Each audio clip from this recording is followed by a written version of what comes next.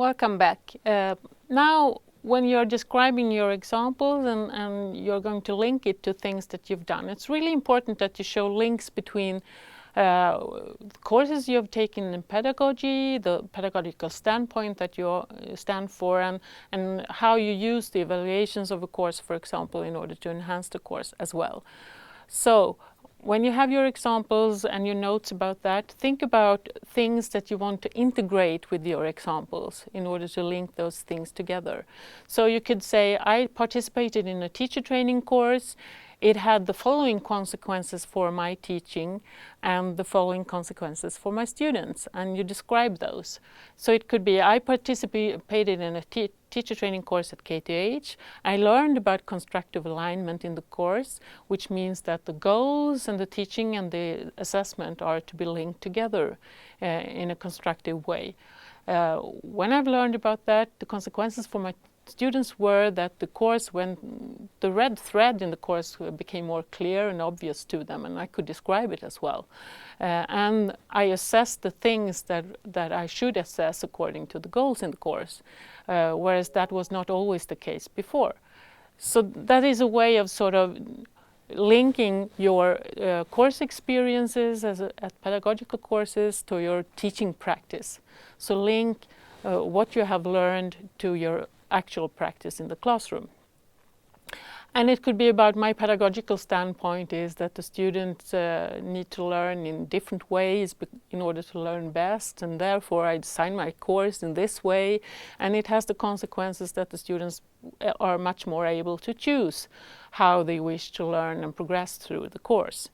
So that's the way you should do with your examples and all your standpoints and the things that you have gathered as for courses and experiences along the way.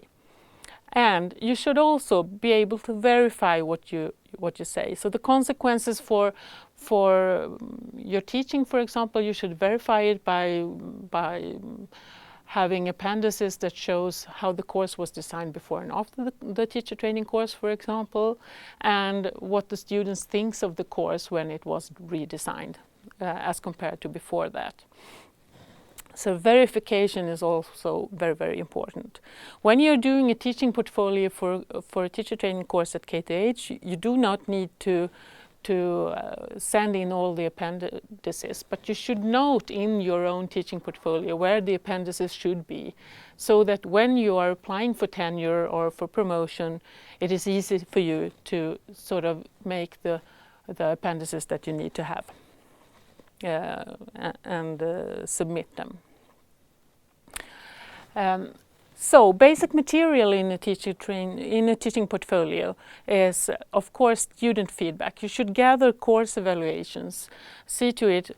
The portfolio concept is that of gathering things in a portfolio, and then you choose from those things that you have gathered the appropriate things to have in your portfolio for the specific occasion that you are writing it for.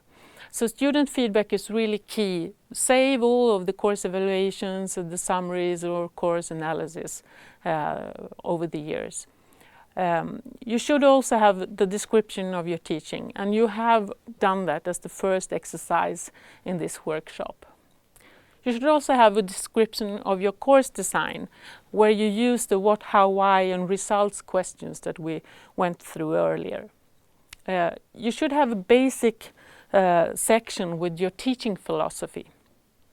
And that is reflections on teaching strategies, goals with your teaching, and the methods you use, and why you use them. And also, you should have a section that describes your development as a teacher. Teacher training courses that you have taken, development projects that you have undertaken, conferences that you have participated in, and publications that you have made, all in the field of higher education pedagogy. So, start building your teaching portfolio. If you now look back at your notes that you have done during this workshop, you write a summary of your best practice examples and your lessons learned. And remember the questions: what, why, how, and results. What have you done? Why did you do it that way? With references to theory. How do you do it? Give concrete examples, and what results does it give as to course design or student learning? And we pause for a while to make it possible for you to do that summary.